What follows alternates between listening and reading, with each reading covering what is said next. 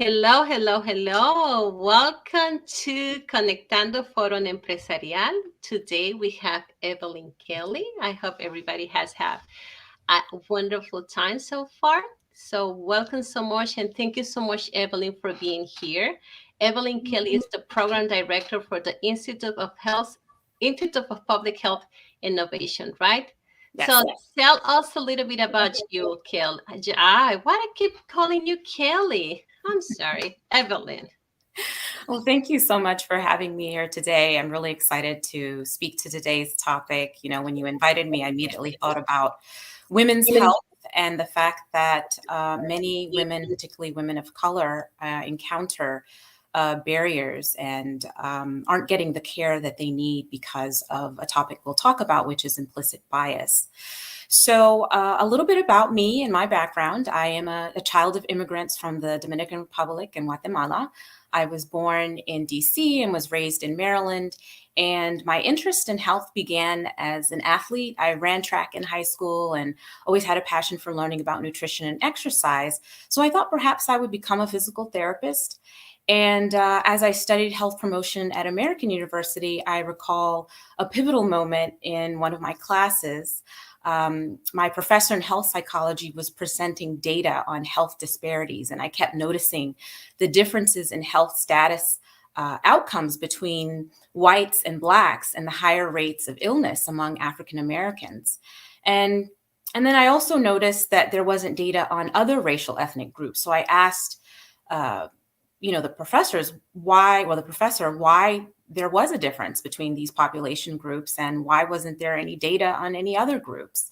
And he really didn't have an answer in regards to the health disparities, but he did indicate that data was just not being collected on other racial ethnic groups. So this revelation, coupled with my parents' experience facing discrimination here in the country as first generation immigrants, really prompted me to want to change the narrative. So for the past 20 years, I've had the opportunity to work in various capacities, working with local county government as well as nonprofits, really focused on population health, especially among communities of color and immigrant populations. And I've spent over the past decade really bringing together partners from the public, private, and nonprofit sectors to improve the health of communities at both the policy and systems level. And my focus has ranged from improving our food system and establishing local school wellness councils and public schools to creating more walkable and safe communities. Wow, very interesting. Well, I will say that we really appreciate you and the work that you are doing because it's very needed. I mean, especially I am also an immigrant, and my kids born here, so I don't want anybody to go through that process and to not get the assistance that they need. Nobody deserve that. Everybody have to have the same capacity to get the services and assistance that they need at the moment. So thank you so much for all that work. So we have to put that to bring that to the same level to everyone. So we got to keep working. This is not. So can you tell me a little bit about your organization? Sure. So I work for an organization called the Institute for Public Health Innovation, and we're a nonprofit that develops multi-sector partnerships and solutions to improve the public's health and well-being across Maryland, DC, and Virginia. And so while a doctor treats people who are sick, those of us who work in public health try to prevent people from getting sick or getting injured in the first place, and really looks at the health of the community. So public health initiatives can work directly with communities, such as right now we're actually doing a lot around COVID and vaccination outreach and education, but also working at the policy level, such as passing bills to protect youth against the dangers of tobacco. And at IPHI, also known as Institute for Public Health Innovation, equity has been the cornerstone of our work and a guiding principle. And so we know that equity is important because we cannot address equity without addressing racism. And IPHI really strives to view all its work through an equity lens and to work actively to eliminate structural racism. And so we offer trainings and technical assistance to organizations and coalitions. And for today's topic, implicit bias, that's one of the topics that we discuss in some of our trainings. Wow, thank you. You know what? There was a recent case because there is a lot of information out there that people is not receiving. Like, how can they get the health care that they need? There was a very recent case, very sad. I mean, me as a mother was very deep.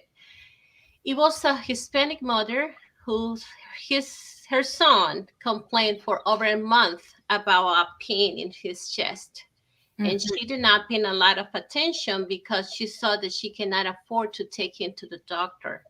And unfortunately, it was like last month, very recent. He was at school and he just passed. Yes. He collapsed and he died.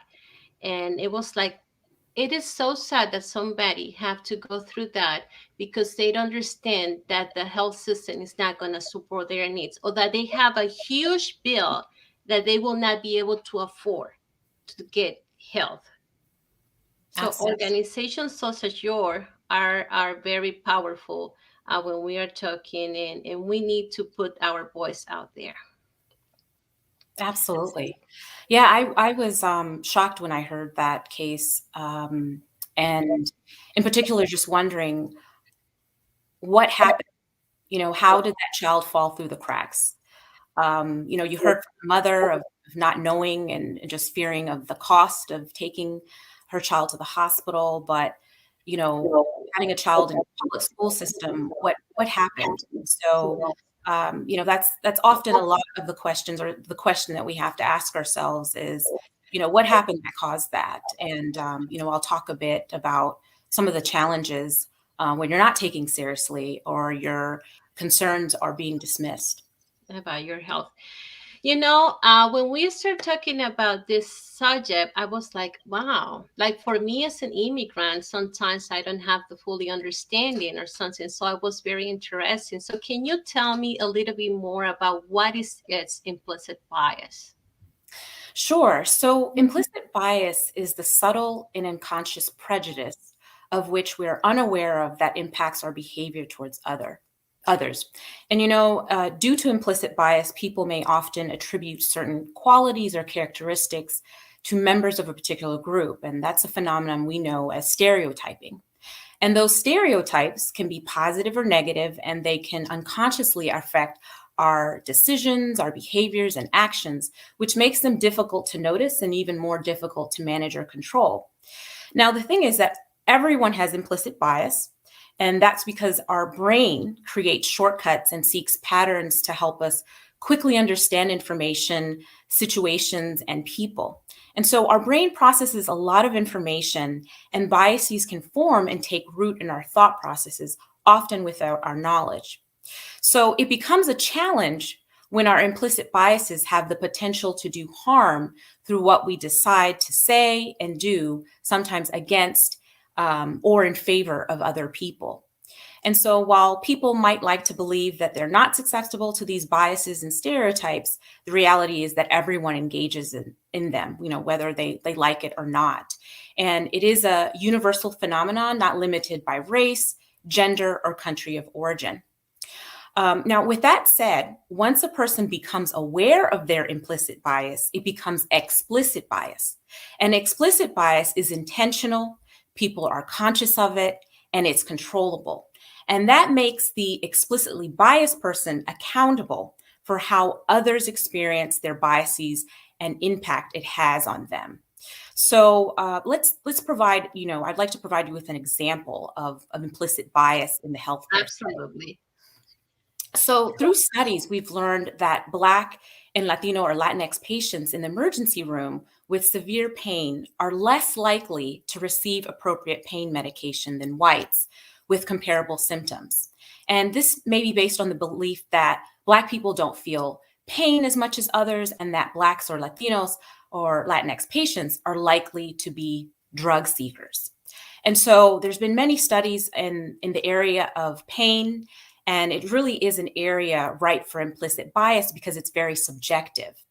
And, in fact, a recent study by the American Journal of Emergency Medicine found that Black patients were 40% less likely to receive medication for pain compared to white patients. And Mhm. that can lead to death. Absolutely, absolutely, and not only death, but think about what a patient has to go through being denied. They keep saying, "I'm in pain." "Oh, it's nothing," or just being dismissed, and so that impact that it has on your own thinking, "Am I making this up? Am I exaggerating? Like, why aren't they taking me seriously?" And so we know that implicit bias can affect health outcomes through providers making assumptions about their treatments. And also, it can impact the provider and patient relationship and can lead to distrust among patients and clients, which can cause them not to follow through or trust the provider. And overall, the important piece is that when we take our bias and couple it with power, which are those decisions, actions, and behaviors we take on a day-to-day basis, we cause inequities in healthcare. Yeah, so I can feel like, well, if I have some pain or some kind of situation, I said, well, I'm not going to go to the doctor because they're not going to pay attention to me. So why am I going to waste my time? So you don't know what's going on within your body. You don't know what's going on with your situation. And the problem can be better. I mean, greater problem for you and your health that can impact so many areas. Absolutely. And the other important piece to that, I always mention it can impact anyone and everyone, regardless of ethnicity, wealth status. One of the perhaps more well-known cases, that I'd like to share is from Serena Williams, the tennis player. And, a couple years ago, after the birth of her daughter, she had serious complications after she had her cesarean. And due to her history of pulmonary embolisms, she requested that she get a CT scan right away. And the nurse thought her pain medicine might be making her confused. They started with an ultrasound, which revealed nothing. And they finally did give her a CT. And sure enough, they found several blood clots had settled in her lungs. And so, a common theme that we often hear, particularly from Black women, is the feeling of not being heard, not being listened to, being dismissed, or the lessening of the symptoms and feeling like you have to justify how you feel. And so, I thought, wow, if Serena Williams, a wealthy, famous athlete who we would think has access to the best healthcare, faces such bias and barriers, what's going to happen to the rest of us? And, unfortunately, that is a question I found myself dealing with last year when I was faced with implicit bias during an encounter with the healthcare system. Can you tell me a little bit about the story? Sure. So I was under given a pain medication by my doctor. It was the first time I was taking it. A couple hours after taking it, I immediately began becoming disoriented, dizzy, and nauseated, and I felt like I was going to pass out. And I felt tingling and numbness in my legs, and slowly I started losing sensation. And I've never had this feeling ever. And so, my mother was with me, and I said, something's not right. Something's wrong. I don't know what's happening, and I was like, I think I'm about to pass out. And I just kept repeating, I'm going to pass out. And so my mother called 911, and we had paramedics arrive to my home. And, I let them know what happened. And, they just said, oh, well, you're not going to die. Your symptoms sound normal. And, these were two men who came.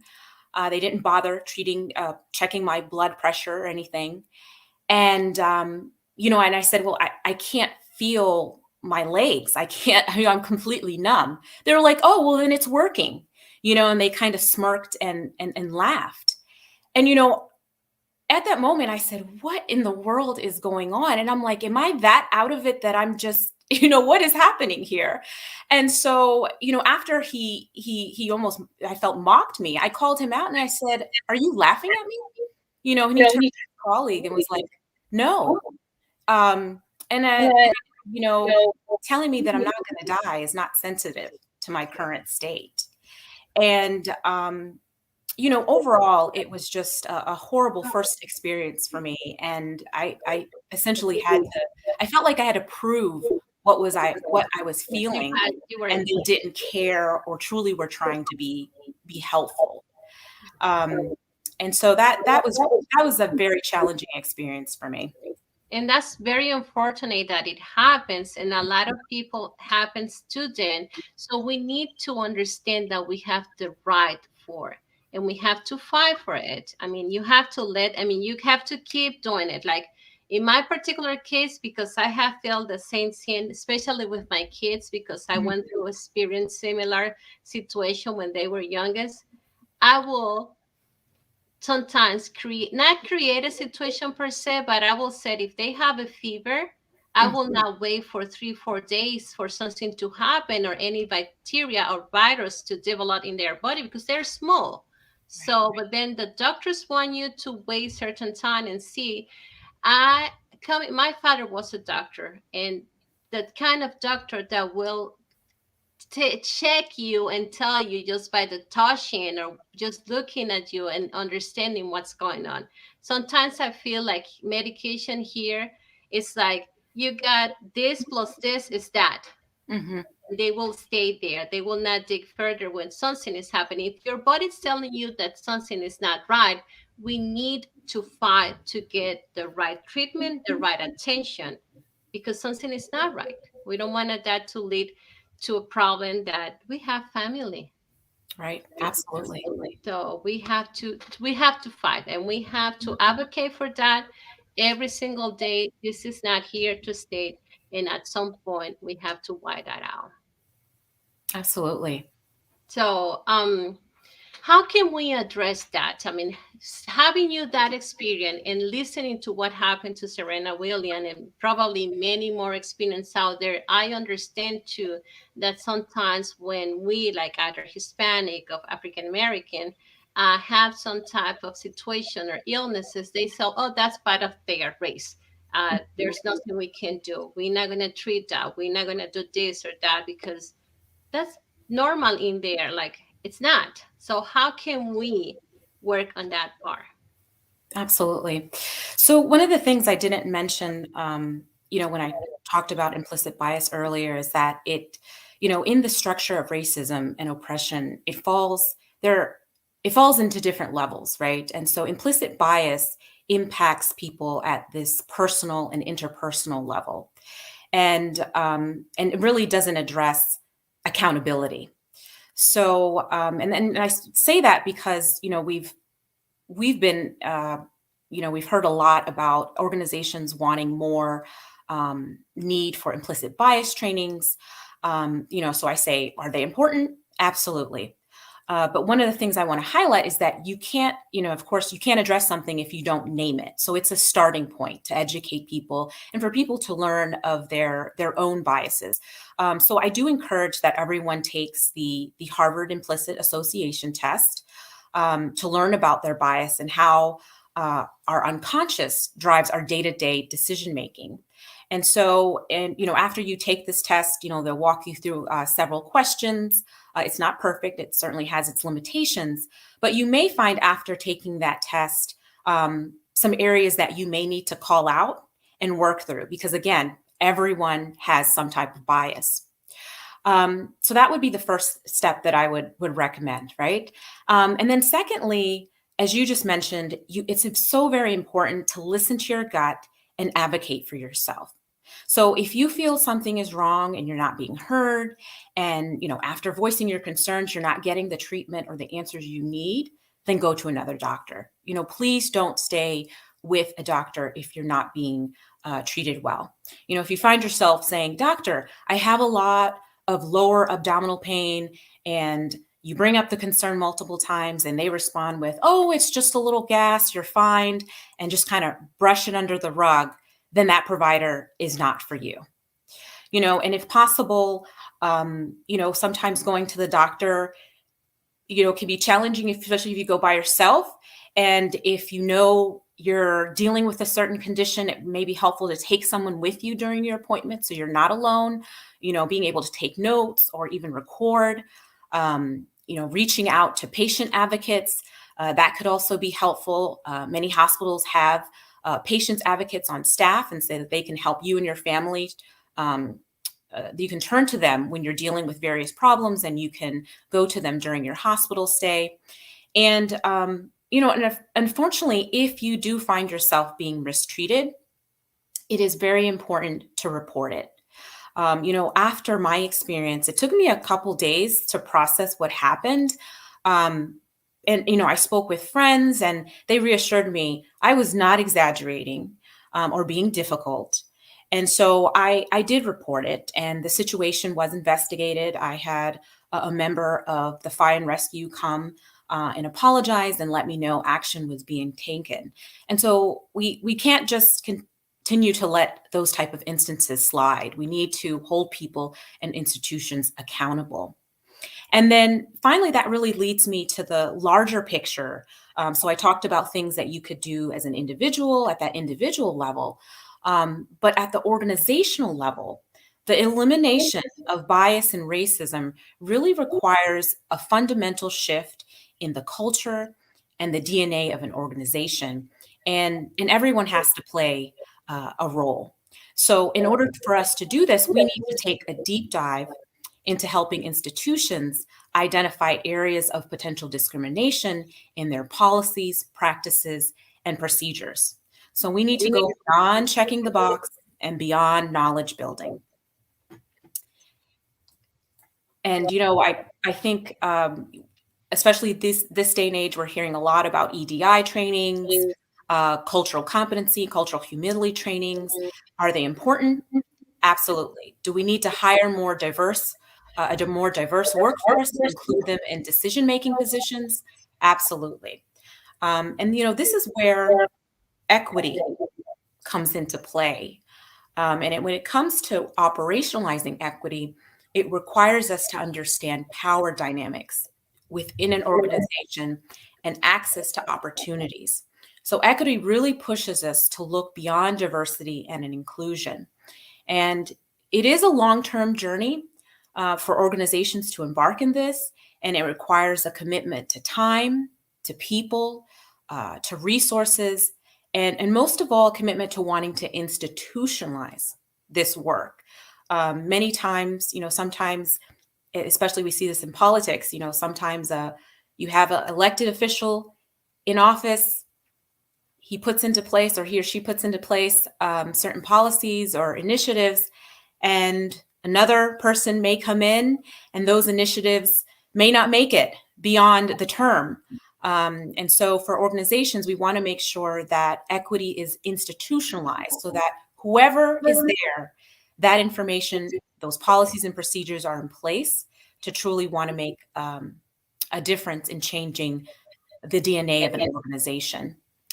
And then finally, overall, we've come to the point where we can no longer ignore the impact that implicit bias and racism has on our health and society. And due to COVID, I've seen many changes in how we work and we operate, but I really do feel it brought up a lot of inequities and challenges in our society that we can't ignore.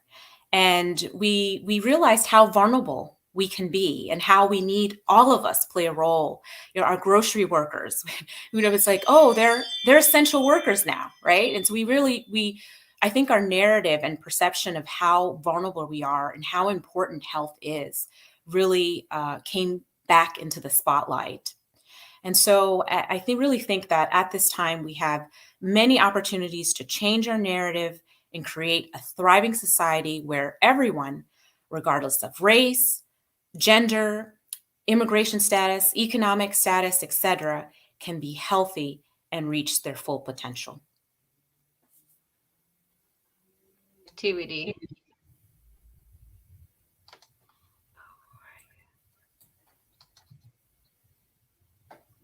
It was me, or I lost you? I can hear you. Okay. I missed that, the last part that you were saying. Well, I was speaking about the organizational level. What changes can happen at an organizational level as it relates to the elimination of bias and racism. And so, I talked about the importance of an institution or organization taking on the journey of equity. And so, making that long term commitment and allowing the resources of time, people to be made to it so that you're really going in and changing those policies, procedures that perpetuate issues or instances of discrimination and racism. And so I was mentioning also about the impact of COVID and how, we can no longer go back. There were a lot of things that came up during COVID that really showed how vulnerable we are as a community and how important our health is. Many times people don't think about their health until there's something wrong. And so we're in the middle of this pandemic, realizing how vulnerable we are, and also realizing the gaps and holes within our healthcare system. And so we really need to change that narrative, specifically when it comes to bias, so that everyone in our society, regardless of race, gender, immigration status, or economic status, can be healthy and truly reach their full potential. Absolutely, absolutely. I think every journey start with giving those first steps, and we have to keep walking into that. We have to stop this. We have to keep learning. We have to keep educating ourselves what our rights are, and how can we speak out when something happens. We cannot keep it to ourselves. We're not going to solve any problem, and we need to keep paving the way for our younger generation. So something is being done, because we can't allow this to continue happening. We need to get treatment fairly, and we cannot assume something is going because of your race or because of your ethnicity. That is not how it should be. So we need to speak out, and we need to let anybody, I mean, any institution, organization, what's going on. And we experience any situation, we have to speak out, to, if there any government or any institution that we can, not complain, but if there's something happens, that we make them aware that that has been happening. Well, and so it depends the institution. So, for example, hospitals, there are boards that oversee and that you can complain to, starting within the own hospital, but also looking outside of the hospital. In my case, it was paramedics. So, doing some research, it was fire and rescue. I had to look Okay. and see who I can talk to about that. And as I mentioned earlier, there are some patient advocates located within some of these organizations. I also realized that a lot of us go through these experiences. So talking to colleagues or friends, there isn't a roadmap that tells you specifically what to do in this situation, but know that you're not alone. So reaching out. And I think what I'm doing today is just sharing your story. People need to hear that this is happening. It's not something that we need to be ashamed about or embarrassed or kept in the dark. Like, people need to hear. And then the more people hear, we're like, oh, I didn't know that. That happened to me. And so the more we grow, we share, we can band together and say, what are we going to do about this, right? What steps can we do? I work a lot with community advocates and community health workers. And anytime you bring up a problem, they're such problem solvers. But most of all, they bring hope and say, no, we're going to do something about it. Let me find out. I'm going to look it up. I don't know. I don't care who I have to talk to. We're going to find some solutions, because that's not right. Okay, thank you so very much. So we now know for sure that if there's any, if we witness any implicit bias, we have the right to tell, we have the right to communicate and let the world know that it's happening. So this have to have a stop. Thank you so much, Evelyn, for being here with us today. It was very helpful to understand and to know that we have a voice out there. So we appreciate you. Thank you so much. Take care. Well, thank you so much, everyone, for being here today with us. And now you know, if there is anything going on in your family, neighbors, anybody that you need to help, just go and speak out. Thank you so much. Bye-bye.